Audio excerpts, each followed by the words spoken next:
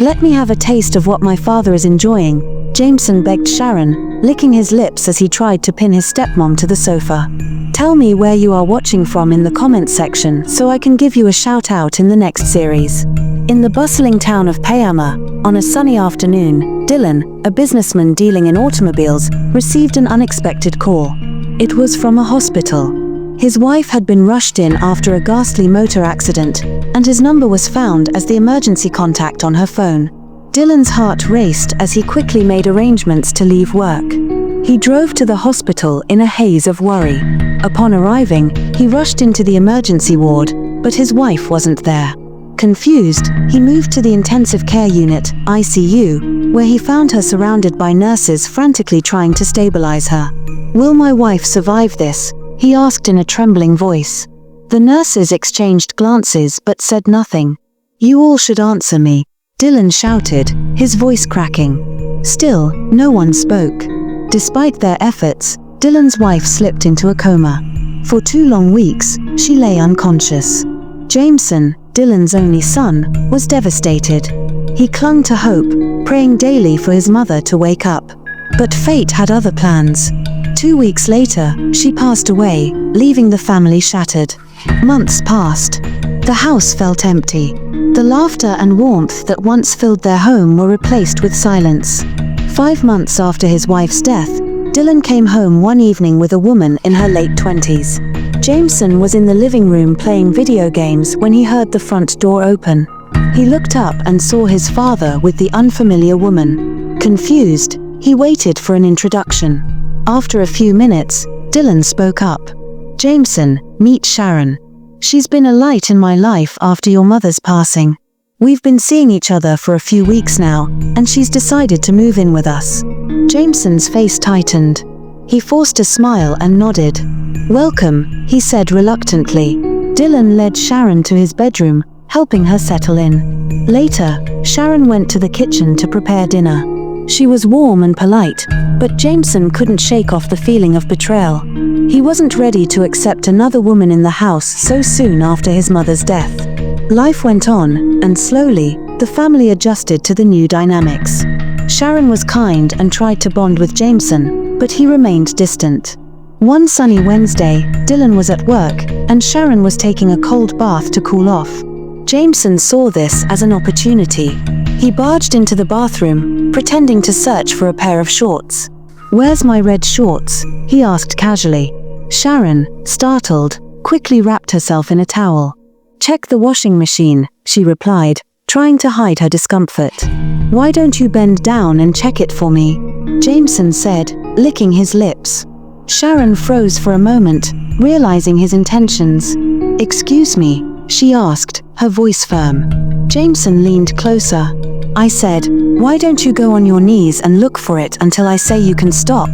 Sharon maintained her composure, acting as though she didn't understand him.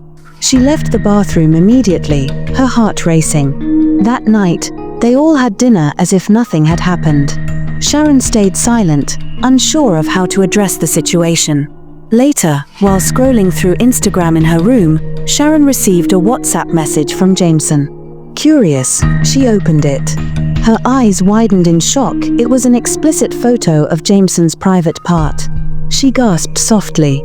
"This boy," she muttered under her breath. Despite the temptation, she immediately deleted the photo and blocked Jameson. The next day, both of them acted normal, as if the incident hadn't occurred. Dylan went to work as usual. Sharon was in the kitchen making breakfast when she suddenly heard Jameson scream from his room. "Oh ouch Chach," he yelled at the top of his lungs. Panicked, Sharon rushed to his room. "Jameson, are you okay?" she shouted as she entered. But Jameson was hiding behind the door. As Sharon stepped in, he grabbed her from behind. "Remove your panties and let's make love," he whispered. "I know you want it. I saw how you reacted to the picture last night." Sharon struggled against his grip, her heart pounding. But then she stopped resisting, making Jameson think she had given in. The moment he loosened his hold, she bolted for the door. Jameson was faster. He caught her in the living room, pinning her to the sofa. "Let me have a taste of what my father is enjoying," he said, licking his lips as he tried to overpower her.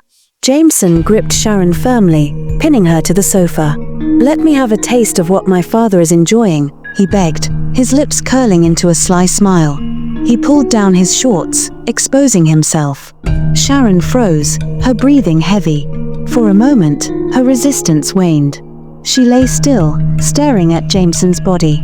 Slowly, she nodded. Jameson grinned.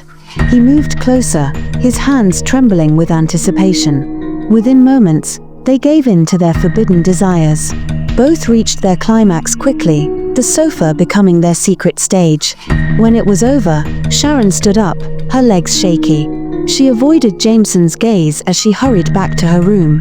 Locking the door behind her, she collapsed onto her bed, her mind racing.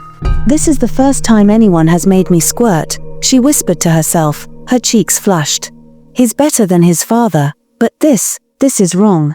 I can't do this again." She went to the bathroom, scrubbing herself clean, as though trying to wash away the guilt.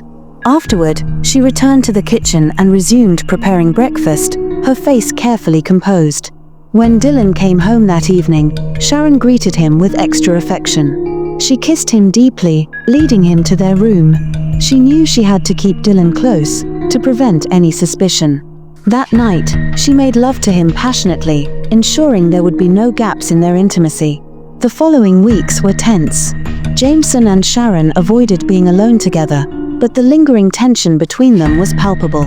Sharon, determined to draw a line, initiated a private conversation with Jameson one morning after Dylan had left for work. "Listen," she said firmly. "What happened between us can never happen again. Do you understand me?" Jameson smirked, leaning against the doorway of her room. "You say that, but I know you liked it." "I'm serious, Jameson. It was a mistake. If you care about your father at all, you'll stop this nonsense," Sharon retorted, her voice sharp.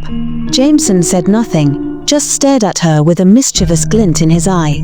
Sharon sighed and turned away, hoping her words had gotten through to him. One sunny afternoon, while Dylan was at work, Jameson knocked on Sharon's door. "What do you want?" she asked, opening it slightly. Jameson grinned. "Let's play a game." "What game?" Sharon asked, narrowing her eyes. "Truth or dare," Jameson replied, his tone casual but his eyes gleaming with intent. Sharon was taken aback. Her mouth opened, but no words came out. She stared at him for a long moment, trying to gauge his intentions. Finally, she crossed her arms and said, "Okay. Bring it on. Bring it on." Watch out for the next saga. Make sure you subscribe to Echoes of Drama TV.